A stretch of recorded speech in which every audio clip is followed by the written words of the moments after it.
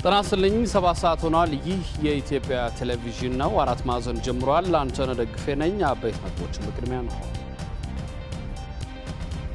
ጠቅላይ ሚኒስትር ዶክተር አብይ አህመድ ባለፉት 60 ቀናት ባስተላለፏቸው ንግግሮችና ተግባራዊ ውሳኔዎች ብሔራዊ መግባባትን የፈጠሩ መሪ ሆነዋል። አዲስቷን ኢትዮጵያ በመገንባት ረገድ ዲያስፖራው ቀዳሚ እንዲሆን በአሜሪካ ኢትዮጵያ ባለሙሉ ስልጣን አምባሳደር ካሳ ተክለ ብርሃን ጥሪ ያቀረቡ። የአሜሪካ ፕሬዝዳንት ዶናልድ ትራምፕ ሰሜን ኮሪያ ያላትን የኒውክሌር መርሃ ግብር ሙሉ ለሙሉ ታውድም ከሚለው አቋማቸው መለሳለሳቸውን ፍንጭ ሰጡ።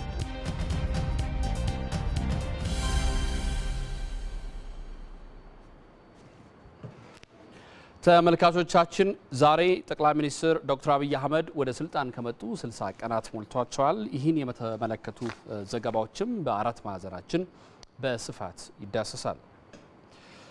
ጠቅላይ ሚኒስትር ዶክተር አብይ አህመድ ከተሾሙበት ዕለት ጀምሮ ባሳለፏቸው 60 የኃላፊነት ቀናት ያደረጓቸው ንግግሮች በብዙሃን ዜጎች መግባባትን የፈጠሩ ናቸው። የጠቅላይ ሚኒስትሩ ንግግሮች ባንጸባረቋቸው አዳዲስ ሀሳቦችና በተለየ አቀራረባቸው ተቀባይነታቸው ከፍተኛ ነበሩ። ታምራዩ እንደማገኝ ያለፉት 60 ቀናት የጠቅላይ ሚኒስትሩ ንግግሮች ተከታትሏቸዋል። እንደሚከተለው ይቀርባል።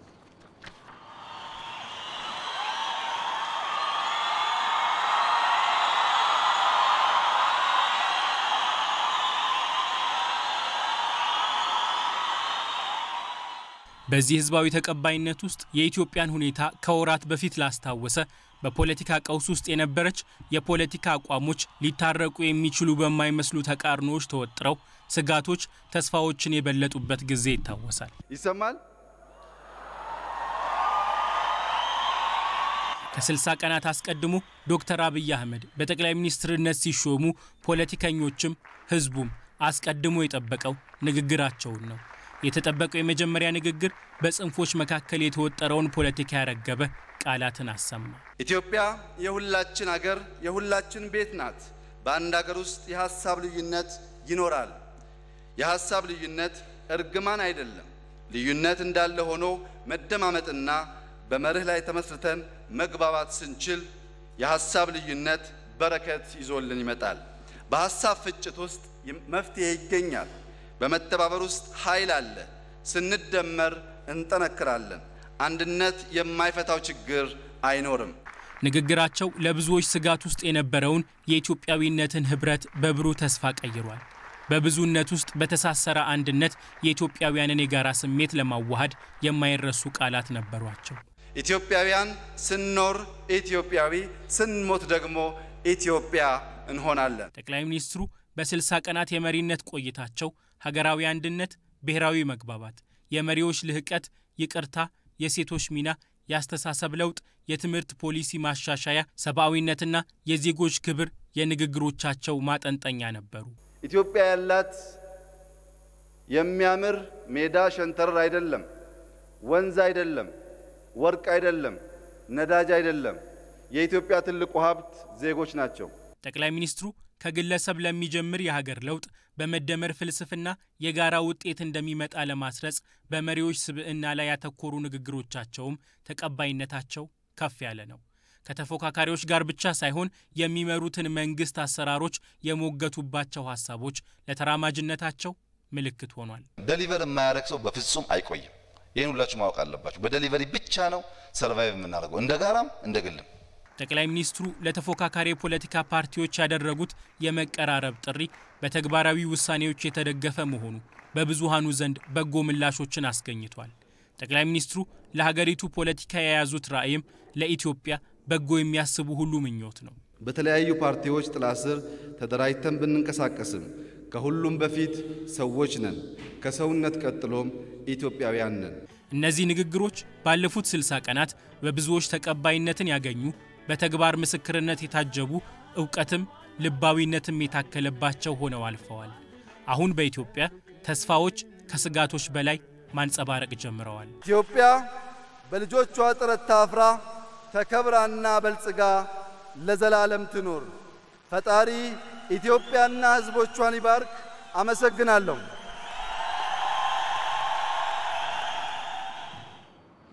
ጠቅላይ ሚኒስትር ዶክተር አብይ አህመድ በ60 ቀናት ቆይታቸው የተለያዩ እርምጃዎችን ወስደዋል። እነዚህ እርምጃዎችም ለሀገሪቱ ፖለቲካዊ መረጋጋት ትልቅ ድርሻ ይዘዋል። ሰመራ ምሩጽ ተጨማሪ አለው። ከዚህ የስልጣን ርክክብ በኋላ የተላለፉ ውሳኔዎች፣ የተፈረሙ ወረቀቶች በኢትዮጵያ ፖለቲካ ውስጥ የ3 ዓመቱ ቀውስ እንዲደበዝዝ ተስፋዎች እንዲያብቡ አድርጓል። ጠቅላይ ሚኒስትር ዶክተር አብይ አህመድ ከበዓለ ሲመታቸው ጀምሮ ለኢትዮጵያና ኢትዮጵያውያን አንድነት እቆማለሁ ሲሉም ተሰምተዋል። ቀን ከሌት ለኢትዮጵያ ሰላም፣ ለኢትዮጵያ ዲሞክራሲ፣ ለኢትዮጵያ አንድነት ሰራለሁ። እኔ የሁሉም ኢትዮጵያውያን መሪ ነኝ። ሁሉም ኢትዮጵያውያን አቅፌ ሁሉም ኢትዮጵያውያን ሰምቼ ለሁሉም መልካም ብዬ የማስበውን ነገር በዘመኔ ለማድረግ ጥረት አደርጋለሁ። በሀገራዊ ጉዞዎች የተጀመረው የዶክተር አብይ አህመድ የጠቅላይ ሚኒስትርነት ኃላፊነት ከዜጎች ጋር በመቀራረብ ተጀምሯል። የመጀመሪያ ስራዬ አሁን እንደማደርገው ከህዝብ ጋር መነጋገር፣ ሰላም መኖሩን ማረጋገጥ፣ ወደ ልማት ፊታችንን ለማዞር የሚያስችል ድጋፍ መኖሩን ማረጋገጥ ነው። ከበዓለ ሲመታቸው ጀምሮ ጠቅላይ ሚኒስትሩ ያላረፉ ጉዞዎች፣ ያልቆሙ ውይይቶችን አድርገዋል። ከነዋሪዎች፣ ከባለ ሀብቶች ጋር አለፍ ብሎም ከፖለቲካ ፓርቲ አመራሮች ጋር ተገናኝተዋል። ከንግግሮቻቸውም ሀገራዊ አንድነትን ማምጣት የእርምጃቸው ቀዳሚ እንደሚሆንም መታዘብ ይቻላል። ስንካረር ስንጣላ መዋል መተው አለብን። አይጠቅመንም፣ አልጠቅመንም። የሚጠቅመን ሰላም፣ የሚጠቅመን አንድነት፣ የሚጠቅመን ፍቅር።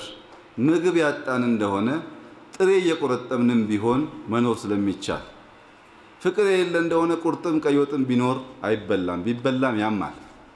ጠቅላይ ሚኒስትሩ በተለያዩ ሀገራት ላሉና በኢትዮጵያ ፖለቲካ ውስጥ ተዋናይ ለሆኑ ግለሰቦች፣ ቡድኖችና ሚዲያዎች ወደ ሀገራችሁ ኑ የሚል ጥሪን አቅርበዋል። ፉክክር ያተጋል፣ ያጠነክራል፣ ሙሉ አቅም አውጥቶ ለመስራት ያበረታታል፣ አዲስ ሐሳብና አማራጭ እንድናመጣ ያግዛል። ይህንን በመረዳት ለፉክክር የሚመች ሜዳና ነፃነት እንዲኖር በማድረግ ለሀገራችን ለሕዝባችንና ለድርጅታችንም የሚበጅ ፖለቲካዊ አውድ ለመፍጠር እንተጋለን። ኢትዮጵያውያን ለመሸከም በቂ ስለሆነች በሐሳብ ልዩነት ሰሜንና ምዕራብ ተቀምጠን ደቡብና ምስራቅ ተቀምጠን የምንባላ ህዝቦች አንሁን ብለን ጥሪ አድርገናል። አሁን ደግሜ ጥሪ ያቀርባለሁ። ኢትዮጵያ መምጣት የሚፈልግ አማራጭ ሐሳብ ያለው በሰላማዊ መንገድ በሐሳብ ብልጫ ኢትዮጵያ ማሸጋገር የሚፈልግ ማንኛውም ግለሰብም ይሁን ቡድን ሀገሩ የምትፈልገው መሆኑን መጥቶ መታገል የሚችል መሆኑን ማረጋገጥ ፈልጋለሁ። ይህ በተግባር ተለውጦ በአንጋፋው ፖለቲከኛ ሌንጮ ለታ የሚመራው የኦሮሞ ዲሞክራቲክ ግንባር ኦዴግ አመራሮች አዲስ አበባ ገብተዋል። በውጭ ሀገር ከሚንቀሳቀሱ የፖለቲካ ኃይሎች አንዱ የሆነው የግንቦት 7 ዋና ጸሐፊ አንዳርጋቸው ጽጌም ከእስር ተፈተዋል። ከዚህ ቀደም በሽብር ወንጀል የክስ ሂደት ውስጥ የነበሩት የኦሮሞ ሚዲያ ኔትወርክ ኦኤምኤን ተቋሙና ስራ አስኪያጁ ጃዋር መሐመድ እንዲሁም የኢትዮጵያ ሳተላይት ቴሌቪዥን ኢሳት ክሳቸው እንዲቋረጥ ተደርጓል። የግንቦት 7 ሊቀመንበር የሆኑት ዶክተር ብርሃኑ ነጋም ይቅርታ ተደርጎላቸዋል። እነዚህ ሂደቶች ታዲያ የፖለቲካ ምህዳሩን ለማስፋትና የፖለቲካ ውጥረቱን ለማርገብ ጠቅላይ ሚኒስትሩ በ60 ቀናት የኃላፊነት ቆይታቸው መጀመሪያ በቃል በኋላም በተግባር መሬት የወረዱ ናቸው። ይህ ተግባር በሀገር ውስጥና በሌሎች ሀገራት መንግስታትም ጭምር አድናቆትን ተችሮታል። በጉዞዎችና በውይይቶች የተሞላው የጠቅላይ ሚኒስትሩ ቆይታ በቀጣይ ወደ ኢኮኖሚያዊ ጉዳዮች እንደሚዞር በተለያዩ አጋጣሚዎች ተናግሯል። ጠቅላይ ሚኒስትሩ የራሳቸው ካቢኔም አዋቅረዋል። ለተለያዩ የኃላፊነት ቦታዎችም ሹመቶችን ሰጥተዋል። እነዚህ ሁሉ ተደምረው ኢትዮጵያና ኢትዮጵያውያን የሰላም አየር መተንፈስ ጀምሯል። የስልጣን ሽግግሩም ፍሬ ማፍራት ጀምሯል። ጠቅላይ ሚኒስትር ዶክተር አብይ አህመድ ባሳለፏቸው 60 ቀናት በውጭ ሀገራት ለሚኖሩ ዜጎች ሰብአዊ ክብርና ከጎረቤት ሀገራት ጋር ለሚኖር የጋራ ልማትም ትኩረት ሰጥተዋል። በእነዚህ ቀናት ወደ 5 ሀገራት ባደረጉት ጉዞም በውጭ ሀገራት ያሉ ዜጎች ከእስር እንዲፈቱ እንዲሁም ከጎረቤት ሀገራት ጋር የትብብር ልማት እንዲኖር ውጤታማ ተግባራት ማከናወናቸውን ይገልጻል። ተከታዩ ሪፖርተራችን የሞገስ ዘገባ የጠቅላይ ሚኒስትሩን የ60 ቀናት ቆይታ ከውጭ ግንኙነቶች አንጻር ያስቃኘናል። በጠበቀ ወዳጅነት በሞቀ ሰላምታ የጀመሯቸው የዲፕሎማሲ መንገዶች ጠቅላይ ሚኒስትር ዶክተር አብይ አህመድን ፍሬያማ አድርገዋል። ጠቅላይ ሚኒስትሩ በቆዩባቸው 60 ቀናት ወደ 5 ሀገራት ተጉዘዋል። የ3 ሀገራት ፕሬዝዳንቶችን በጽህፈት ቤታቸው ተቀብለው ያነጋገሩት ዶክተር አብይ የ5 ሀገራትን ልኡካን እንዲሁም የአፍሪካ ህብረት ሊቀመንበርንና የተባበሩት መንግስታት ድርጅት የሰብአዊ መብት ከፍተኛ ኮሚሽነርን አነጋግረዋል።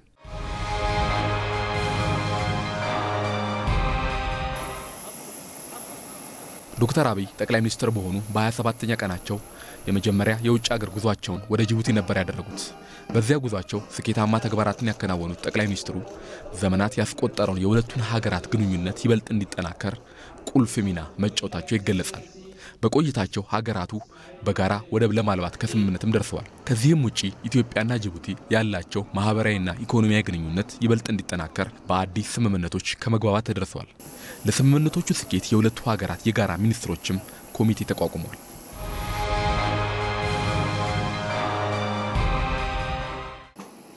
ከጅቡቲ በመቀጠል የሁለተኛው ውጭ ሀገር ጉዟቸው መዳረሻ ደግሞ ሱዳን ነበር። የጠቅላይ ሚኒስትሩ በካርቱም መገኘት በሱዳን እስር ቤቶች ለነበሩ ኢትዮጵያውያን ያልተጠበቀ የምስራች ሆኗል። ዶክተር አብይ ለፊልድ ማርሻል ኦማር ሐሰን አልበሽር ባቀረቡት ጥያቄ 1400 ኢትዮጵያውያን ከእስር ተፈተዋል። በሌላ በኩል ጠቅላይ ሚኒስትር ዶክተር አብይ አህመድ በሱዳን ጉብኝታቸው በቀጠናው ሰላም፣ በሁለቱ ሀገራት የኢኮኖሚ ውህደትና በህዝብ ለህዝብ ግንኙነት ጉዳዮች ላይ ውይይት አድርገዋል። በሱዳን በነበራቸው ቆይታም በታላቁ የኢትዮጵያ ህዳሴ ግድብ ላይ ሱዳን ያላትን አቋም አጠናክራ እንደምትቀጥል ማረጋገጫም አግኝተዋል።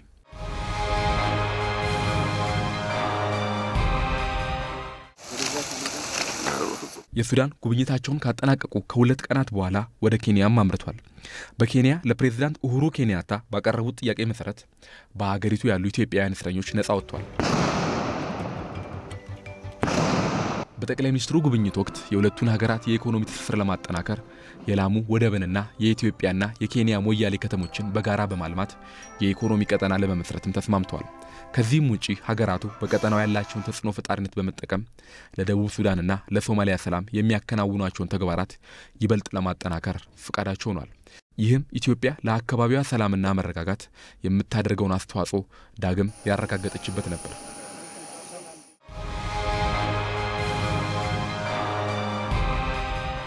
የጠቅላይ ሚኒስትሩ ከአፍሪካ ሀገራት ውጪ የሆነው የመጀመሪያ ጉዞ ወደ ኃላፊነት ከመጡ በ46ኛው ቀን የተደረገ ነበር። መዳረሻው ደግሞ ሳውዲ አረቢያ። ጠቅላይ ሚኒስትሩ ከሀገሪቱ ንጉስና ልዑል አልጋ ወራሽ ከመወያየት ባሻገር በሕክምና ስህተት ምክንያት 13 ዓመታት ከአልጋ የዋለውን ኢትዮጵያዊ ሕፃን ጠይቀው እናቱንም አጽናንተዋል። ለሳውዲ መንግስት ባቀረቡት ጥያቄ መሰረትም ልጃቸው ቀድሞ ተወስኖለት የነበረው የ17.5 ሚሊዮን ብር ካሳ እንዲያገኝ አድርገዋል። ዶክተር አብይ በሳውዲ እስር ቤቶች ያሉ ኢትዮጵያውያን እንዲፈቱ ባቀረቡት ጥያቄ መሰረት ከ1000 በላይ እስረኞች ወደ ሀገራቸው ገብተዋል። በሼህ ሁሴን አሊ አላሙዲ ጉዳይ ላይም ከሳውዲ ባለስልጣናት አዎንታዊ ምላሽ አግኝተዋል። የህዝብ ለህዝብ ግንኙነት፣ ቱሪዝም፣ ኢንቨስትመንት፣ የኃይል ልማትና ሌሎች ጉዳዮችም የጉብኝቱ ትኩረት ነበር።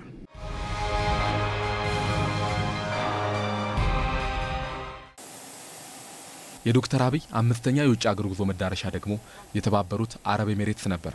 በአቡዳቢ በነበራቸው ቆይታ ሀገራቱ ያላቸውን ግንኙነት ይበልጥ ለማጠናከር በመስማማት ኢንቨስትመንት፣ ጤና፣ የኃይል ልማት፣ ቱሪዝም ላይ በጋራ ለመስራት ከስምምነት ደርሰዋል። የኢፌዴሪ ጠቅላይ ሚኒስትር ከሆኑ 60 ቀናት ያስቆጠሩት ዶክተር አብይ ለሀገሪቱ ውስጣዊ ሰላም ያደረጓቸው ጥረቶች ፍሬያማነት ለውጭ ግንኙነቶችም መሰረት ሆኗል። ባደረጓቸው ጉዞዎች ካሳኳቸው ምጣኔ ሀብታዊ፣ ማህበራዊ፣ ፖለቲካዊ ጉዳዮች በላይ በውጭ ሀገራት ለሚኖሩ ኢትዮጵያውያን የሰጡት ትኩረት የተለየ ነው ይላሉ ባለሙያዎች። ባለፉት 60 ቀናት በዋናነት የክቡር ጠቅላይ ሚኒስትራችን እንቅስቃሴ በዲፕሎማሲው ብዙ ለውጥ ነው ያመጣው። ምክንያቱም አንደኛ አገር ውስጥ የተፈጠረው መረጋጋት፣ መግባባት፣ ሰላሙ በራሱ በውጭ ያለው ነገር ላይ አዎንታዊ የሆነ ተጽዕኖ ፈጥሯል። ሌላው ከዜጎች ጋር የተያያዘ ነው። ለየት የሚለው ፕራይም ሚኒስትራችን ሄደው እንደ ዋና ጉዳይ አድርገው ጠይቀው እንዲፈቱ ማድረጋቸው አለ። ይሄ እንደዚሁ በሁለት ነገር ነው ያመጣው። አንደኛ አገራችን ወይ መንግስታችን ዜጎች ያለውን ተቆርቋሪነት የሚያሳይ ነው። ሁለተኛ በውጭ የሚኖሩ ዜጎቻችን አሉ፣ ዲያስፖራውም አለ። እነዚህም በመንግስታችን ለካ እንደዚህ ተፈላጊዎች ነን። በተለይ መንግስታችን በዚህ ሁኔታ እኛ ለማስፈታት ቅድሚያ መስጠቱ በሀገራቸው ላይ የሚኖራቸው ኮንፊደንስ ወይም ተአማኒነትን የሚጨምር ነው እና ይሄ በተለይ ዲያስፖራ ዲፕሎማሲ ላይ ትልቅ ኢምፓክት ያለው ነገር ነው የሆነው። ባለፉት 60 ቀናት ጠቅላይ ሚኒስትሩ መገናኛ ብዙሃን ክፍት የሆኑ 33 ተግባራትን አከናውነዋል። ከዚህ ውስጥ 14ቱ የውጭ ግንኙነት የሚመለከቱ። ጠቅላይ ሚኒስትር ዶክተር አብይ አህመድ ባለፉት 60 ቀናት ባስተላለፏቸው ንግግሮችና ተግባራዊ ውሳኔዎች ብሔራዊ መግባባትን የፈጠሩ ስለመሆናቸው ብዙዎች ሀሳባቸውን እየሰነዘሩ ነው። ሪፖርተራችን ታምራየ ወንድማገኝ ባለፉት 60 ቀናት በተስተናገዱ ፖለቲካዊ ለውጦች ዙሪያ ከጋዜጠኛና የታሪክ ተመራማሪው ኢብራሂም ሙሉሸዋ ጋር ተነጋግሯል። እንደሚከተለው ይቀርባል። በቱርክ ኢስታንቡል በሚገኘው ኤኒውስ በተባለ ቴሌቪዥን ጣቢያ አርታኢና የታሪክ ተመራማሪ ሆኖ እየሰራ ያለው ኢብራሂም ሙሉሸዋ ባለፉት 60 ቀናት በኢትዮጵያ የተስተናገዱት ፖለቲካዊ ለውጦች እምነት የሚጣልባቸው ናቸው ይላል። በመናየው በ60 ቀናት እውነተኛ ለውጥ እያየን ነው። እውነተኛ ለውጥ ማለት ምንድነው? ኮንስታንትሊ እንትኖች እየተፈቱ ነው የተቃዋሚ ፓርቲ አባላት። ይሄንን ማበረታታት አለብን። የመንግስት ቋንቋ ተቀየረ። ጠቅላይ ሚኒስትር አብይ መጡ። አክሮስ ሁሉም የፖለቲካ ግሩፖች አይደሉ እንደ ተቀበሏቸው ማለት ጊዜ እንስጣቸው ቢያንስ ጊዜ እንስጣቸው ብለዋል። ስለዚህ ኢትዮጵያ ከእንግዲህ ወዲያ ኢሹ ላይ ያተኮረ የሐሳብ ፍጭት ላይ ያተኮረ የፖለቲካ አስተሳሰብ ያስፈልጋታል። የፖለቲካ ሂደት ያስፈልጋታል። በዚህ ጊዜ የኤክስትሪም ጥያቄን እንፈታለን። በተካረረ ጽንፈኝነት ውስጥ አመታትን ላስቆጠረው የሀገሪቱ የፖለቲካ ባህል ያለፉት 60 ቀናት የሽግግር መነሻዎች ስለመሆናቸው ይናገራል ኢብራሂም። ጠቅላይ ሚኒስትሩን ጨምሮ ስለ አንድነት እያወራን በጣም ጥሩ ነው። በጣም ጥሩ ነው። የኢትዮጵያ አንድነት መከበር አለበት። ግን ሌላ ጽንፍ ደግሞ እንዳንይዝ ሌላ ጽንፍ እንዴት ነው የምንይዘው? ይሄ የኤትኒክ ዳይቨርሲቲውን ኤምፋሲስ የሚሰጡ ግሩፖች ደግሞ በቃ ተሸነፉ የሚል ደግሞ አስተሳሰብ እንዳይመጣ ይሄንን ነው ጽንፍ ምለው እኔ። አንድነት ላይ ኤምፋሲስ የሚሰጡ ግሩፖች አሉ፣ ዳይቨርሲቲ ላይ ኤምፋሲስ የሚሰጡ ግሩፖች አሉ፣ ኃይሎች አሉ። አንዱን አያሸንፍም ኢትዮጵያ ውስጥ። ሁለቱም ግን ሊያሸንፉ ይችላሉ። እነዚህ የሁለቱ የፖለቲካ ክንፎች ፍጭት ነው ከእንግዲህ ወዲያ ኢትዮጵያን የሚገነባው። የሐሳብ ፍጭት የመሳሪያ ሳይሆን መመለስ የለበትም፣ አይመለስም። ኢትዮጵያ እንትን አታረግ በቃ አችልም። ይቺ ሀገር ለውጥ ትፈልጋለች። ይቺ ሀገር ማችለውን ነገር ከእንግዲህ ወዲያ መጫን የለብንም። ከእንግዲህ ወዲያ መንገድ ጀምረናል። ለዘላቂ ለውጦች ጊዜው መተባበርንም በብስለት መወዳደርንም ይጠይቃል። ሽግግሩን የሰመረ ለማድረግ ግን ተፎካካሪዎች ሂደቱን መደገፍ አለባቸው ባይ ነው ኢብራሂም። አሁን ያለውን ኦፖርቹኒቲ ተጠቅመው ራሳቸውን አጠንክረው ህዝባቸውን ከኋላ አሰልፈው ለሚቀጥለው ምርጫ በደንብ መዘጋጀት አለባቸው። እነሱ እንቅስቃሴ ሲጀምሩ መንግስት እውነተኛ መሆኑን ያለ መሆኑን እናያለን። ምክንያቱም የዛን ጊዜ እንቅፋት ሲያደርግ ይሄ መንግስት እውነትም ይሄ መንግስት እውነቱን አይደለም ከልቡ አይደለም እንላለን። ግን አሁን ባለፉት 60 ቀናት መንግስት ብቻውን ኢኒሺዬቲቭ እየወሰደ ይታየኛል። እኔ ኢኒሺዬቲቭን ማገዝ ያስፈልጋል። ማገዝ ቴስት ማድረግ መንግስትን ያስፈልጋል። እንደ ኢብራሂም ሁሉ ብዙዎች በአንድ ነገር ይስማማሉ። የጠቅላይ ሚኒስትሩ ያለፉት 60 ቀናት መግባባትን የፈጠሩ ስለመሆናቸው ህዝቡም ከሁሉም የፖለቲካ ኃይሎች በሳል ሂደቶችን ይጠብቃል።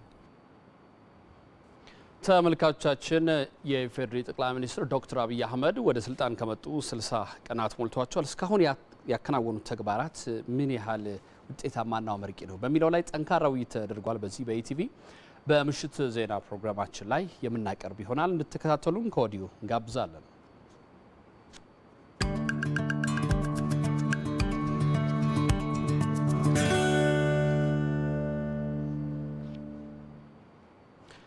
ልዩ ድጋፍ በሚሹና አርብቶ አደር አካባቢዎች የሚሰሩ ማህበራዊና ኢኮኖሚያዊ ተቋማት የተደራሽነታቸውና ጥራታቸውን ለማሳደግ በትኩረት ሊሰራ እንደሚገባ ምክትል ጠቅላይ ሚኒስትር አቶ ደመቀ መኮንን ተናገሩ።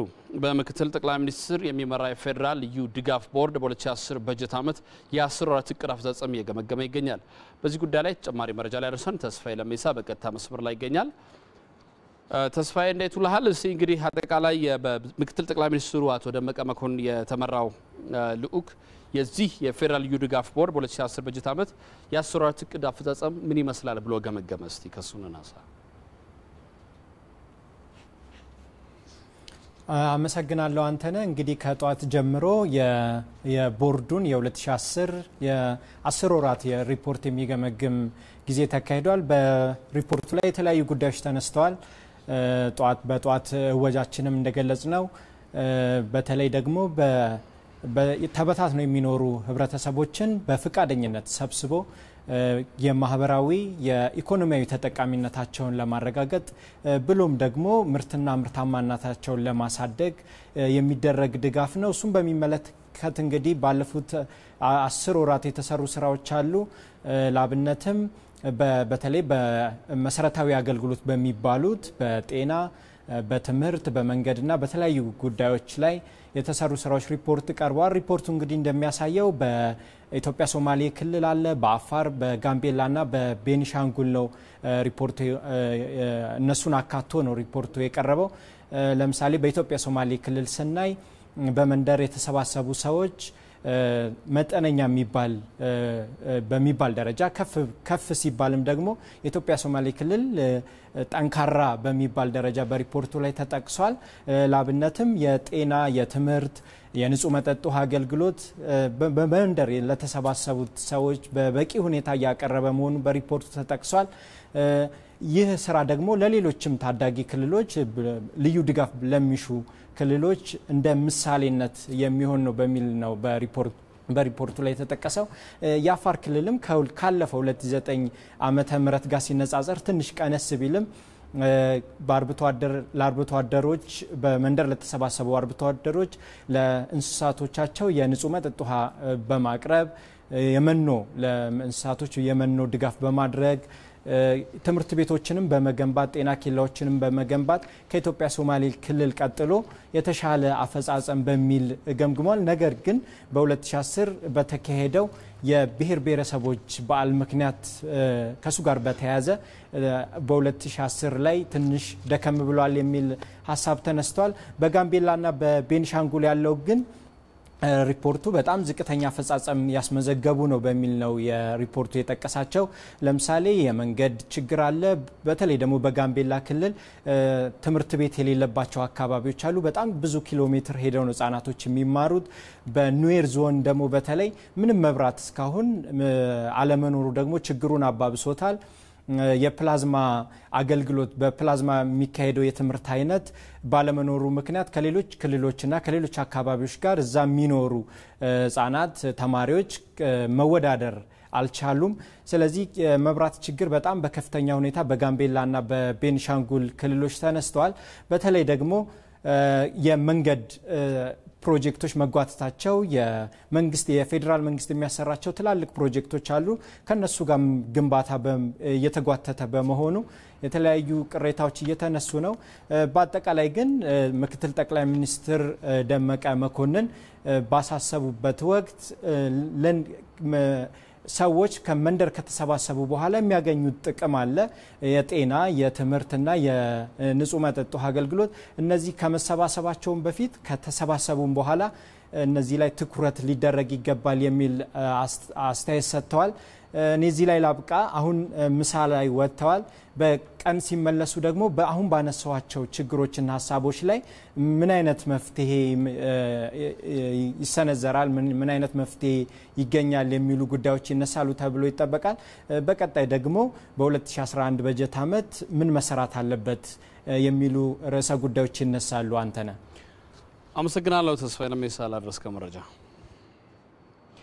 ኢትዮጵያና ሱዳን ያላቸውን የሁለትዮሽ ግንኙነት አጠናክረው ለመቀጠል ተስማሙ። የፌዴሪ የውጭ ጉዳይ ሚኒስትር ዶክተር ወርቅነህ ገበየሁ የሱዳኑ አቻቸውን ዶክተር አህመዲን ዲርዲሪን ተቀብለው አነጋግረዋል። የውጭ ጉዳይ ሚኒስትሮቹ በሁለትዮሽና አካባቢ ጉዳዮች ላይም መክረዋል።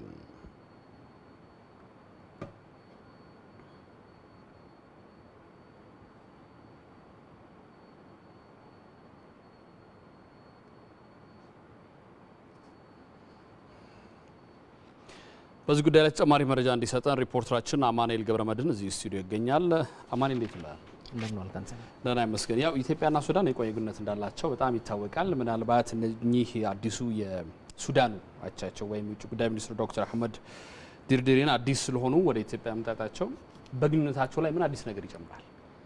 ጥሩ አንተና እንግዲህ ቀደም ብለን እንደገለጽከው እንግዲህ የሁለቱም ሀገራት ግንኙነት በጣም ጥሩ ደረጃ ላይ ያለ ነው ማለት ይቻላል። እንግዲህ አዲሱ የውጭ ጉዳይ ሚኒስትር አህመድ ዱርድሪን ኢትዮጵያን ሲጎበኙ ያው የመጀመሪያ ኦፊሻላዊ ጉብኝታቸው ሲያደርጉ በኢትዮጵያ መጀመሪያቸው ነው። የሳምንታት እድሜ ያላቸው ኃላፊነት ከመጡ ለዚህ ያው ይሄን በዋናነት የሁለቱም የውጭ ጉዳይ ሚኒስትር ውይይቱም ይሄን በማስቀጠል ረገድ ነበር የተወያዩት። እንግዲህ ሁለቱም የውጭ ጉዳይ ሚኒስትሮች ያነሷቸው አበይት ነጥቦች ናቸው። እንግዲህ ሁለቱም ሀገራት ቀደም ባሉ ጊዜያት በተለያዩ መስኮች በትብብር ሲሰሩ ቆይተዋል። በኢኮኖሚ መስክ ማለት ነው። እንዲሁም የተለያዩ የፖለቲካ ምክክሮች ይሄንን እንዳለ ለማስቀጠል ነው የተነጋገሩት። ሌላው እንግዲህ በቅርቡ የጠቅላይ ሚኒስትር ዶክተር አብይ አህመድ ካርቱም ጉብኝትን ተከትሎ እንግዲህ እስረኞች ተፈተዋል። ይሄ ምን ያክል ሀገራቱ አንዱ ለአንዱ ኬር እንደሚሰጡ ማሳያ እንደሆነ ነበር የተናገረው። ይሄን አጠናክረው ለመቀጠል ነበር የተናገረው። ሌላው እንግዲህ በዚህ ቀጠናዊ ጉዳዮች ላይ መክረዋል። በሶማሊያ ጉዳይ፣ በደቡብ ሱዳን ጉዳይ በተለይ ሶማሊያ የመንግስት ተቋማትን ከማጠናከር አንጻር ኢትዮጵያ እንዲሁም ሱዳን በኢጋድ ጥላ ስር ሆነው ማገዝ እንዳለባቸው ነበር የተነጋገሩት። የደቡብ ሱዳን ጉዳይ እንግዲህ ሁለቱም በኢጋድ በኩል ትላንት 62ኛው ልዩ የኢጋድ የሚኒስትሮች ምክር ቤት እዚህ ሲካሄድ ነበር። በዛ ላይ የተለያዩ አጀንዳዎች አንስተው መክረዋል። ስለዚህም እንግዲህ ሁለቱም ሀገራት የሚያደርጉ አስተዋጽኦ አጠናክረው እንደሚቀጥሉ ነው። ሌላው የዚህ የናይል የታላቁ የኢትዮጵያ ህዳሴ ግድብን የተመለከተ ነው። እዚህ ላይ እንግዲህ ሱዳን የኢትዮጵያን የመልማት መብት እንደምታከብር ከመጀመሪያው ጀምሮ እስካሁን ድረስ እየተደረጉ ባሉ ድርድሮች ስትገልጽ ቆይታለች። ዶክተር ወርቅነህ ገበየሁ ምንድነው ያሉት? በመርህ ላይ የተመረከዘ አቋም ስታራምድ ቆይታለች። ለዚህም ኢትዮጵያ እጅግ አድርጋ እንደምታመሰግን ነበር የተናገሩት። ሌላ እንግዲህ ሁለቱም የውጭ ጉዳይ ሚኒስትሮች ለጋዜጠኞች በሰጡት መግለጫ ኢቲቪ ያነሳላቸው አንድ ጥያቄ ነበር። ከዚህ ቀደም ብሎኛው ሽፋን ሲሰጥ ነው የነበረው የዚህ የደቡብ ሱዳን ጉዳይ ነው። ትላንትናው ቀደም ብዬ እንደተናገርኩት 62ኛው የኢጋድ የሚኒስትሮች ምክር ቤት ስብሰባ በአዲስ አበባ ሲካሄድ ነበር። የክሎዝድ ዝግ ነው የነበረው። ምን ውጤት ተገኘ የሚል ነበር። ይሄ ስብሰባ እንደ ከዚህ ቀደሞቹ የኢጋድ ሚኒስትሮች ስብሰባ ሳይሆን ለየት ያሉ ውሳኔዎች የተላለፉበት ነበር ያሉት ምንድናቸው? አንዱ ፕሬዚዳንት ሳልቫኪርና ሪክ ማቻር ማገናኘት እንዳለባቸው ከውሳኔ ደርሷል። ምንም እንኳን ቦታውና ጊዜው ባይጠቀስም እዚህ ውሳኔ ላይ ተደርሷል። ሌላው እንግዲህ የታህሳስ 2017 አግሪመንት አለ፣ ሁሉን አቀፍ የፓርቲዎች ስምምነት አለ። ይሄን ቫዮሌት ያደርጉ እርምጃ እንወስዳለን ሲባል ቆይተዋል። ይሄ ሲትሳምና ጄሜክ ባቀረቡት ሪፖርት ፕሮፐርሊ አይደንቲፋይ ተደርጎ በቅርቡ እርምጃ እንደሚወሰድ ነበር የተናገሩት። ይሄ እንግዲህ ትልቅ የትላንቱ ውሳኔ የራሱ ትርጉም አለው። ዩኤን አሁን በደቡብ ሱዳን የፖለቲካ ፓርቲ አመራሮች ላይ እርምጃ ለመውሰድ እንትን ይል ነበር። በዚህ ምክንያትም እንግዲህ ለ45 ቀናት ሰስፔንድ እንዳራዘመው ነበር የተናገሩት። ሌላው ሁለቱም ሀገራት በዚህ ከኤዩ ሪፎርም ማሻሻያ ጋር ተያይዞ እንግዲህ ለሚደረገው ጥረት የራሳቸውን አስተዋጽኦ እንደሚያበረክቱ መስማማታቸው ነበር የነገሩን። ሌላው ኢጋድ በራሱ እንደ ተቋም እንግዲህ የቀጠናው ተቋም ነው። ከዛ ምዕራብ አፍሪካ ካለው እንደ ኢኮዋስ በዛ ደረጃ የምታነጻጽረው አይደለም። ይሄም እንዴት ማጠንከር አለብን በሚል ነበር ሁለቱም የውጭ ጉዳይ ሚኒስትሮች የመከሩት። አንተን እንግዲህ በአጠቃላይ ሲታይ ሁለቱም ሀገራት አሁን ያሉበት የግንኙነት ደረጃ እጅግ ከፍተኛ ነው። ይህን ማስቀጠል መልካም እንዳለባቸው ነው። አመሰግናለሁ። አዲስቷን ኢትዮጵያ በመገንባት ረገድ በተለይ የዲያስፖራ ማህበረሰብ ሚና ቀዳሚ ሊሆን እንደሚገባ በአሜሪካ የኢትዮጵያ ባለሙሉ ስልጣን አምባሳደር ካሳ ተክለ ብርሃን ጥሪ ያቀረቡ። በአሜሪካ የሚገኙ ኢትዮጵያና ትውልደ ኢትዮጵያን በኢትዮጵያ ወቅታዊ ሁኔታ ዙሪያ ውይይት አካሂደዋል። ንጋት በቃናም ከአሜሪካ ተጨማሪ አላት። በአገራዊ ጉዳይ ላይ ተሳታፊ ለመሆን እየተፈጠሩ ያሉ መነቃቃቶችን ለማገዝ የኢትዮጵያ ዲያስፖራ ላይ የሚደረገው ርብርብ ተጠናክሮ መቀጠል እንዳለበት በዋሽንግተን ዲሲና አካባቢው ያሉ ኢትዮጵያውያንና ትውልድ ኢትዮጵያውያን ገልጸዋል። ምሁራን፣ የተለያዩ ኮሚኒቲ አባላት፣ በመንግስት ላይ ቅሬታ አለን የሚሉ ወገኖች እንዲሁም ወጣቶች ተሳታፊ በሆኑበት በዚሁ የውይይት መድረክ ላይ በአገራዊ ጉዳይ ላይ የተለያዩ አስተያየቶች፣ ቅሬታዎች፣ ጥያቄዎች ቀርበው ውይይት ተካሂዶባቸዋል። የጠቅላይ ሚኒስትሩ መምጣት ኢህአዴግ ጥልቅ ተሃድሶ ውስጥ ገብቶ ሰርቶ ከጥልቅ ተሃድሶ ውስጥ ባይሳካ ወደ መቀመቅ ነው። ግን ጥልቅ ተሃድሶ ተሳክቶ ዶክተር አብይ ወቅተዋል። ደስ ይለናል። ምክንያቱም እኛ አማራሮቻችን በጥሩ ተለውጠው መልካም ሆኖ አገራችን እዚህ ምናየውን እድገት አገራችን ላይ ብናይ ደስ ይለናል። ያ ህዝብ ጠግቦ ቢበላ።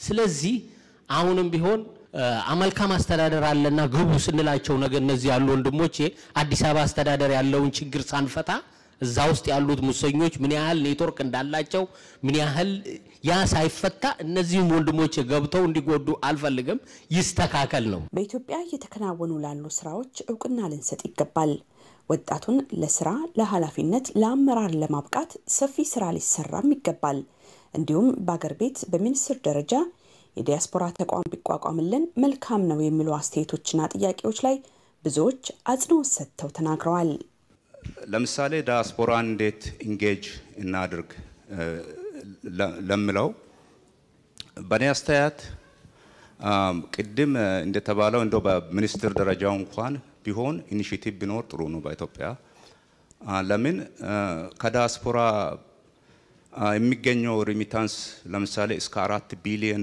በአመት መፍሰስ መቻል ትልቅ ነገር ነው የውይይት መድረኩን የመሩት አምባሳደር ካሳ ተክለ ብርሃን በአንድነት አገር እንገነባለን የሚለው መንፈስ ትልቅ ተስፋ ነውና ሊበረታታ ይገባል በኢትዮጵያ እየታየ ያለው ለውጥ የእርቅና የሰላም ጥያቄ ነው ወደ ኋላ በመሄድ መቋሰላችንን ትተን ወደፊት መራመድ ይገባናል ብለዋል ጣታችን ቀስረን እዛ ቦታ ላይ ብቻ ሳይሆን ለውጥ ምናመጣው እዚህም ላይ ለውጥ ያስፈልገናል ይሄ ሪፎርም የመዳን ጥያቄ ነው የእርቅ የሰላም የፍቅር ጥያቄ ስለሆነ ይሄንን እንዴት አድርገን ነው ከዚህ ራሳችንም ጀምረን ከዚህ ወደ ኢትዮጵያ የሚሄደው ስፒል ኦቨር ኢፌክት የሰላም የልማት የእድገት የግንባታ የአቅም የሚሆነው ከዛም ወደዚህ የሚመጣው ነገር ተደጋግፎ አገር የሚያድግበትን ጠንካራ ብሪጅ መፍጠር ምንችለው አምሮአችን ውስጥ አሁን ያለውን የሊደርሺፕ ጄነሬሽን እናስወጣው እሱ በራሱ ጊዜ የሚያልቅ ነው ሌላም መሪ ቢመጣ መቀጠል አለበት አገሩ ሌላም ፓርቲ ቢመጣ አገሩ መቀጠል አለበት ኢን አ ፖዚቲቭ ወይ መቀጠል አለበት ተመሳሳይ መድረኮችም በቅርቡ በሂውስተን ቴክሳስ በሚኒሶታና በአትላንታ የተካሄዱ ሲሆን ከኢትዮጵያውያንና ትውልድ ኢትዮጵያውያን ጋር በአገራዊ ጉዳይ ላይ የሚደረገው ውይይት በሌሎችም የአሜሪካ ግዛቶች እንደሚቀጥል ከኤምባሲው የተገኘው መረጃ ያመለክታል ንጋት በቃና ዋሽንግተን ዲሲ የፌዴሪ ጠቅላይ ሚኒስትር ዶክተር አብይ አህመድ በውጭ ለሚኖሩ ኢትዮጵያውያንና ትውልደ ኢትዮጵያውያን ላደረጉት ጥሪ ሙሉ ድጋፋቸውን እንዲሰጡ የኢትዮ አሜሪካ ፕሮፌሽንስ ማህበረሰብ አባላት ገለጹ በአሜሪካ በተለያዩ ሙያዎች የተሰማሩ ኢትዮጵያውያንና ትውልደ ኢትዮጵያውያን በአገራዊ ጉዳዮች ላይ ውይይት ማካሄደዋል ተወያዮቹም ጠቅላይ ሚኒስትሩ ያደረጉትን ጥሪ ከመቀበል ባለፈ ለሰነቁት ራዕይ ተግባራዊነት ሰፊ ድጋፍ እንደሚያደርጉም ገልጸዋል ዘገባውን ያደረሰችን ንጋት በቃና ናት በሱዳን የሚኖሩ ኢትዮጵያውያን 27ኛውን የግንቦት 20 ድል በዓል አከበሩ ኢትዮጵያውያኑ በበዓሉ ላይ የህገ መንግስቱ መደንገግ ከግንቦት 20 ድሎች አንዱ መሆኑን ገልጸው በአገሪቱ በርካታ ለውጦች መመዝገባቸውን ተናግረዋል በሱዳን የኢትዮጵያ አምባሳደር ሙሉጌታ ኃይሌ ህገ መንግስቱን መሰረት ማድረግ በህጋዊ መንገድ በሱዳን የሚኖሩ ኢትዮጵያውያን መብት እንዲጠበቅ እየሰራ ነው ብለዋል ባለፉት 27 ዓመታት በተሰሩ ስራዎች በኢኮኖሚ በፖለቲካውና በማህበራዊ ዘርፎች በርካታ ለውጦች መመዝገባቸውን የገለጹት ዘገባው የኢትዮጵያ ዜና አገልግሎት ነው በኢትዮጵያ የትንባው ተጠቃሚዎች ቁጥር እየተበራከተ አሳሳቢ ደረጃ ላይ መድረሱን አንድ ጥናት አመለከተም ከአጠቃላይ ህዝቡ 5% የሚሆነው ህብረተሰብ የትንባው ተጠቃሚ ነው ተብሏል የሴት ትንባው አጫሾች ቁጥርም እያሻቀበ ነው የዓለም ትንባው ማይጨስበት ቀን በኢትዮጵያ ተከብሯል ሪፖርተራችን ብሩክ ተስፋዬ በዚህ ጉዳይ ላይ ተከታዩን ዘገባ አዘጋጅቷል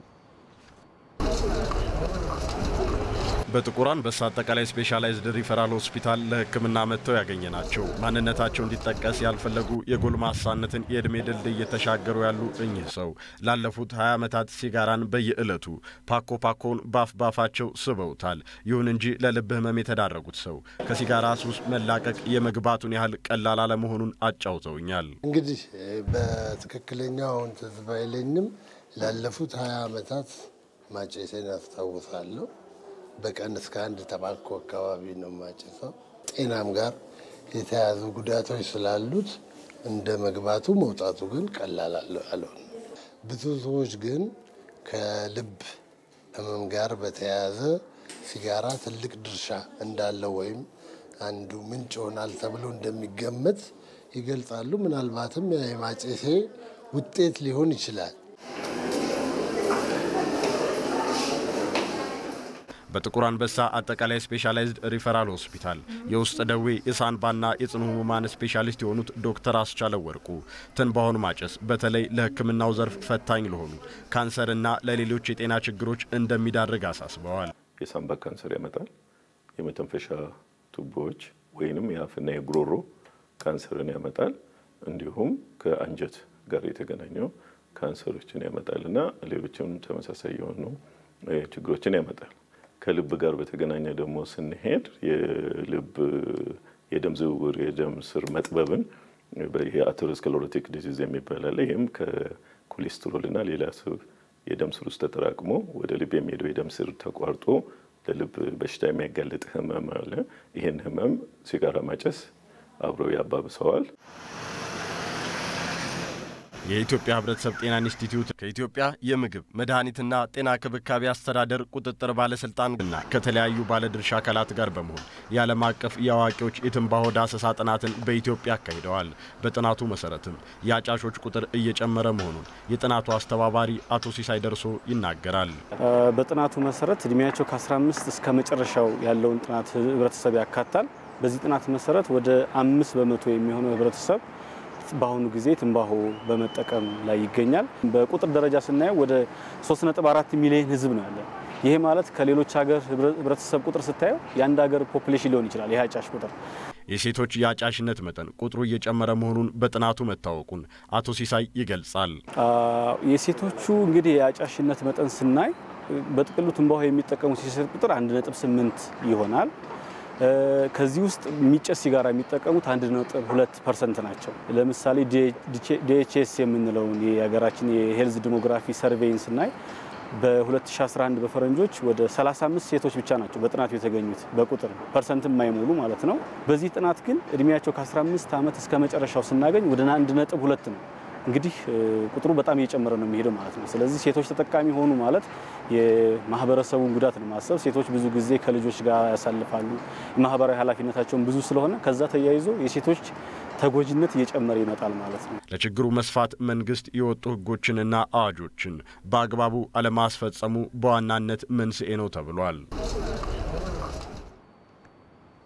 ከጤና ስጥልን ኢትዮጵያ ጋር ቆይታ ያደረጉት በኢትዮጵያ የምግብ የመድኃኒት ጤና ክብካቤ አስተዳደር ቁጥጥር ባለስልጣን የህግ ባለሙያና የሜዲኮ ሌጋል ዳይሬክቶሬት ዳይሬክተር የሆኑት ወይዘሮ አብርሃት ግዳይ በትንባሆ ምክንያት የሚመጣውን የባህሪ ለውጥ ሊያመጣም ይገባል ብለዋል። ህጉ ህብረተሰቡ አሁን ማድረግ መቻል አለበት። የቁጥጥር ባለቤት ማድረግ መቻል አለበት። እንደአጋጣሚ ህብረተሰባችን ትንባሆን የሚጸይፍ ህብረተሰብ ነው ያለን። ከመታችን ጀምሮ ያለው ቫልዩአችን ይህንን ሲጃራ የሚጸይፍ ህብረተሰብ ይዘን የአዌርነስ ክሬሽን ደግሞ የግንዛቤ ስራዎችን በመፍጠር ህብረተሰቡ አታጭስብኝ የሚል መፍጠር መቻል አለብን። እሱ ለመስራት በርካታ ስራዎች ሰርተዋል። በተለይ አዲስ አበባ ሙሉ በሙሉ አሰስመንት ተሰርቶ ህብረተሰቡ ህዝብ የሚሰበሰብበት ቦታ እንዳይጨስ በተለይ ሆቴሎች፣ መዝናኛ ቦታዎች እንዲሁም የስፖርት ቦታዎች ህዝብ የሰበሰበት ቦታ ላለማጨስ ቃል የገባበት ሁኔታ ነው ያለው። በቅርቡ ትላንት በነበረው በዓል ትንባሆ የማይጨስበት ቀን ተከብሯል ትላንት። ስለዚህ በዛ በዓላችን ላይ በአዲስ አበባ ላይ ትንባሆን እንዳይጨስ የከለከሉ ሬስቶራንቶች ተሸላሚ የሆኑበት አግባብ አለ። ስለዚህ ጥሩ ስራዎች እየተሰሩ ነው ያሉት። እነዚህን ማስቀጠል ይጠበቅብናል የሚል ነው።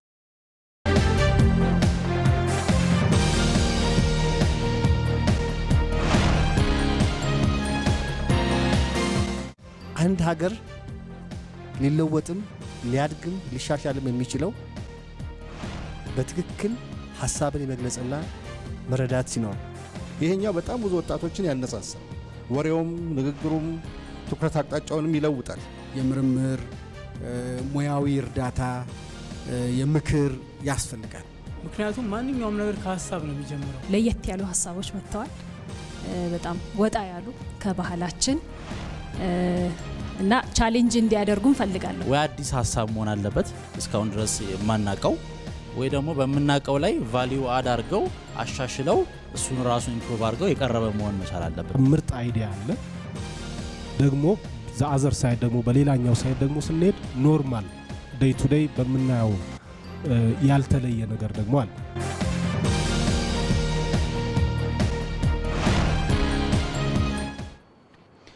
የተለያዩ ይዘት ያላቸው የጽሁፍ መልእክቶች ወደ ሞባይል ስልኮች ይላካሉ። መልእክቶቹ በተጠቃሚው ዘንድ አዎንታዊ ተጽዕኖ እንዳላቸው ሁሉ አሉታዊ ተጽዕኖ ይፈጥራሉ። በተለይ በተማሪዎች ላይ የመልእክቶች ይዘት የሚፈጥረው ተጽዕኖ ይጎላል። ዳዊት ጣሰው በዙሪያ ያዘጋጀውን ዘገባ እንከታተል። በኢትዮጵያ በየዕለቱ በሚሊዮኖች ወደሚቆጠሩ የሞባይል ስልክ ተጠቃሚዎች በበርካታ ተቋማት በኢትዮ ቴሌኮም በኩል አጫጭር መልእክቶች ይላካሉ። ከሚሊዮኖቹ ደግሞ መልእክቱ ከሚደርሳቸው የህብረተሰብ ክፍሎች ተማሪዎች ይገኙበታል። የጥቁር አንበሳ መሰናዶ ትምህርት ቤት የማትሪክ ተፈታኝ ለሆነችው ተማሪ መኪያ አብዱ የሚላኩት መልእክቶች ከበጎ ጎናቸው ይልቅ የማይበጁን አያሌ ናቸው ትላለች። ፍቅረኛሞች አገናኝ የሚባል ትላለ።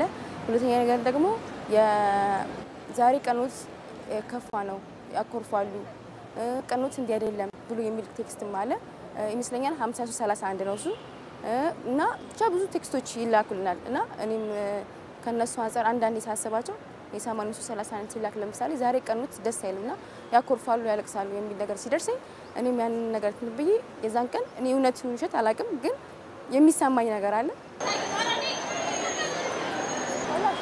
ያነጋገርናቸው የጥቁር አንበሳ ተማሪዎች እንደሚሉን ከሚላክላቸው መልእክቶች የነሱን ሁኔታ የማይመጥኑ አሉ። ታዲያ ለምሳሌ የሄሎ ፍቅረኛን ምሳሌ ብናደርግ በነገ ተስፋቸው ላይ መሰናከል የሆነባቸውና ጉዳት የደረሰባቸው ጥቂት አይደሉም። ሌሎች ተማሪዎችም መልእክቶቹ በአእምሯችን ልክ ያልሆኑ ለእድሜያችን የማይመጥኑ ጥያቄዎች እንዲፈጠሩ እያደረጉ ነው ብለዋል። እንዴ ምን በዚህ እድሜ ላገባ እችላለሁ ወይስ ምንድነው? ተማሪም በመሆነ አኳያ ስለ ትዳር ምንም ማትፈልገው ነገር የለም በግድ የቻ ግፍ ያረጉት ማለት ነው በስልክ በመናጠናበት ጊዜ አብሶ ይሄ ፍቅረኛ ምናምን የሚለው ነገር ትኩረታችን ወደዛ እንድንሄድ ያደርሰናል። ብዙ ጊዜ የምናየው ነገር እንድናስብ እናስባለን። ያንን በመናስብበት ጊዜ ለምሳሌ ቴክስቱን ስናይ ኦኬ ፍቅረኛ ስታፍ ነው የምናስበው ገባል ትምህርታችን ላይ ትኩረት አናደርግም። እናም ተማሪዎቹ የሚላከው መልእክት በተጠቃሚዎች ዘንድ የሚፈጥረው ተጽዕኖ ትኩረት ተሰጥቶት ሊታሰብበት የሚገባው ጉዳይ ነው ብለዋል። ገቢው ብቻ ሳይሆን ምን አስተሳሰብ አለው የሰውን አስተሳሰብ ይለውጣል ወይስ የዕለት ተዕለት ኑሮን ይቀይራል ምን ጠቀሜታ አለው የሚለውን ብቻ እየለየ ዋና ዋና ሐሳቦቹን እየለየ እየመነጠረ እነሱን ብቻ እንዲለቅ ማለት ነው። የተለያየ ይዘት ያላቸው አጫጭር የኤስኤምኤስ መልእክቶች መልካምም ይሁን አሉታዊ ተጽዕኖአቸው ግን በተማሪዎች ብቻ ሳይሆን እንደ ተቀባዩ አቀባበል ሌሎችንም ይመለከታል። ከዚህ ጉዳይ ጋር በተያያዘ በጠዋቱ ጤና ስለ ኢትዮጵያ ተጨማሪ መረጃ የሰጡን የስነ ልቦና ባለሙያው አቶ ሄኖክ ያሉ አጭር መልእክቶች በዜጎች ላይ አላስፈላጊ የሆነ የስነ ልቦና ችግር ሊፈጥሩ እንደሚችሉ ነው የተናገሩት። ሰዎችን ፍላጎት እድሜ ያሉበት ነባራዊ ሁኔታ ያማከሉ አለመሆናቸው የሚያመጧቸው ስነ ልቦናዊ ጫናዎች አሉ። ምንድነው ጫናዎቹ? ለምሳሌ ጥያቄ ያልሆነባቸው ሰዎች ጥያቄ እንዲሆንባቸው ተጽዕኖ ሊፈጥር ይችላል። ግፊት ከማድረግ አንፃር የራሱ አስተዋጽኦ ሊኖረው እንደሚችል አንደኛው ነው። ቅድም የነበረው የተሰራው ዘገባ ላይ ሲናገሩነበሩት አንዳንዶቹ ለምሳሌ አስበውት የማያውቁትን ጓደኛ ያስፈልጋል እንዴ እንሞክረው እንዴ የሚሉ ሐሳቦችን መነሳሳቶችን ሊፈጥር ይችላል። ይሄ አንደኛው ተጽዕኖ ነው። ሁለተኛው ለምሳሌ ጊዜው ላይ ሆኖ ማህበራዊ ግፊቶች እንዳሉ ሆኖ ለምሳሌ በማህበረሰባችን የሆነ እድሜ ላይ ሲደረስ ሰዎች ማግባት አለባቸው ተብሎ ይታሰባል። ስለዚህ ሰዎች ደግሞ ያንን ሽሽት በተለያዩ ምክንያቶች ያ የተቀመጡትን ማህበራዊ ልምዶች ማሳካት አለመቻል ሊፈጠርባቸው ይችላል። እነዚህ ቴክስቶች ተደጋግመው ወደ ስልካቸው በመጡ ቁጥር አስተዋሾች ይሆናሉ ማለት ነው ለነዚህ ሰዎች። ለካሄን አላደረኩም የሚለው ያን አልተወጣሁም የሚለው ማህበራዊ ስሜትን አለመወጣት ስሜት ላይ ተጨማሪ የሚያቀጣጥሉ ጉዳዮች ሊሆኑ ይችላል። ለምሳሌ ለካ ማግቢያ ጊዜ እንደደረሰ የስልክ ቴክስት እንኳን ሳይቀር እየነገረኝ ነው ወይም እንዳለፈ የሚሉ ስሜቶች ጫናዎች በተዘዋዋሪ መንገድ ሊፈጥሩ ይችላሉ ማለት ነው። ይሄ ሌላኛው ሐሳብ ነው። ከዚሁ ከአጭር መልእክቶች ጋር በተያያዘ በጤና ስለ ኢትዮጵያ ተጨማሪ መረጃ የሰጡን የኢትዮ ቴሌኮም ኮርፖሬት ኮሚኒኬሽን ኃላፊ አቶ አብዱራሂም አህመድ ባልተገባ መልኩ መልእክቶችን በሚልኩ ተቋማት ላይ እርምጃ እየተወሰደ ነው ብለዋል። በነገራችን ላይ ቀደም ሲገለጽ እንደነበረው ከኢትዮ ቴሌኮም አይደለም ይሄ የሚላከው መልእክት ኢትዮ ቴሌኮም ጋር በሚገቡት ውል እና በፈቃዳቸው መሰረት እነዚህ ድርጅቶች ናቸው የሚልኩት እና አሁን በዋነኛነት እኛ የምናገኘው ምንድነው ተጠቃሚዎች ደንበኞች ያልሆነ ከነዚህ ውጪ ያሉ መልእክቶች ሲላክላቸው ወደ 994 ደውሎ በዚህ ቁጥር ለምሳሌ ሾርት ኮድ ቀደም እንደተገለጸው ለምሳሌ 5331 የማይፈቀድ መልእክት ተልኮልኛል ብለው ሲልኩ እኛ ወዲያውኑ ነው እርምጃ የምንወስደው በዛ ቁጥር ማነው ድርጅት ላይ እና አሁን እርምጃዎች የመውሰዱ በሂደት አለ። ነገር ግን እኛ አሁንም ይሄ በቂ ነው ብለን አናየው። ወደፊት ራሱ በተለያዩ የሚገለጹ አሉ ጥናትም መደረግ ያለባቸው በእድሜ በጾታ እነዚህ መላክ የሌለባቸው መልእክቶች ምንድናቸውና እነዚህስ እንዴት ነው እየተላኩ ያሉት የሚለውን በደንብ የምናየው ነው ማለት ነው። ተመልካቾቻችን ዛሬ የኢፌዴሪ ጠቅላይ ሚኒስትር ዶክተር አብይ አህመድ ወደ ስልጣን ከመጡ 60 ቀናቸው ሆኗል። ምን አይነት እንቅስቃሴዎች አደረጉ የሚለውን ደግሞ ስዕላዊና እንደዚሁም ደግሞ የምስል ቅንብር መግለጫ አለ። እሱን ተከታትለን እንመለስ።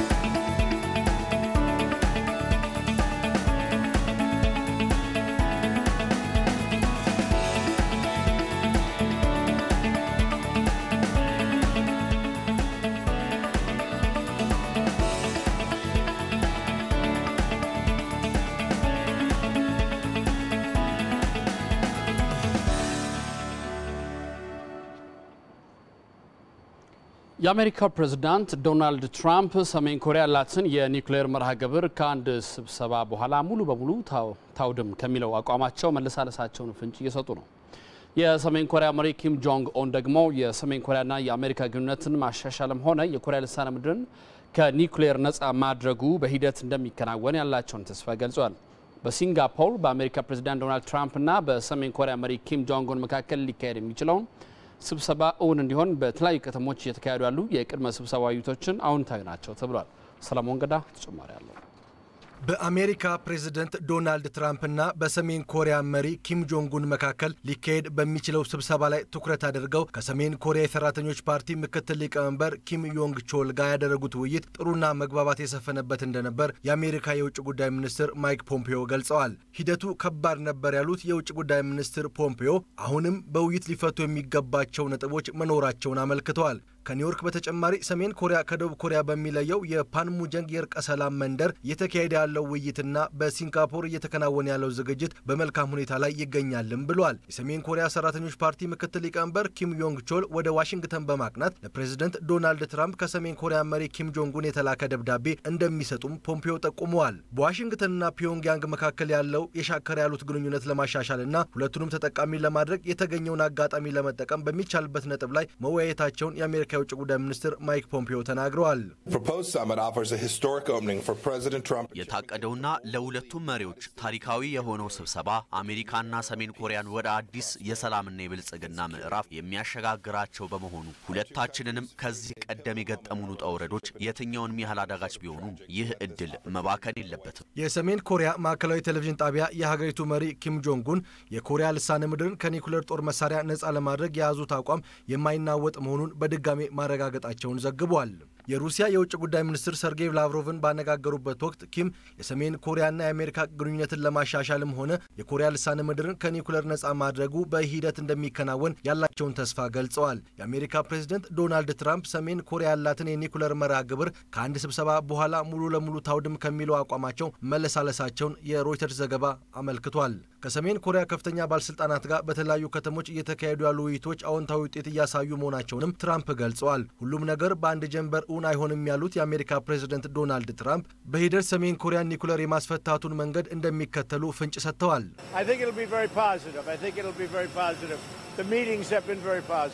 እንደማስበው ሁሉም ነገር አዎንታዊ ነው። ስብሰባውም አዎንታዊ ነው። ሁሉንም እንመለከተዋለን። ሁሉም ነገር ሂደት ነውና ሰኔ 5 ስብሰባው እንደሚኖረን ተስፋ አድርጋለሁ። ትርጉም ያለው እንዲሆን እሻለሁ። ነገር ግን በአንድ ስብሰባ ሊሆን ባይችል እንኳ 2 አሊያም 3 ልናደርግ እንችላለን። ምንም ውጤት ላይመጣ ይችላል። ነገር ግን ሁሉም ነገር በመልካም መንገድ እንደሚጓዝ ተስፋ አድርጋለሁ። ከሰሜን ኮሪያ የውጭ ጉዳይ ሚኒስትር ማይክ ፖምፒዮ ጋር በኒውዮርክ የመከሩት የሰሜን ኮሪያ የሰራተኞች ፓርቲ ምክትል ሊቀመንበር ኪም ዮንግ ቾል በ18 ዓመት ውስጥ አሜሪካን የጎበኙ የመጀመሪያው የዛች ሀገር ከፍተኛ ባለስልጣንም ናቸው።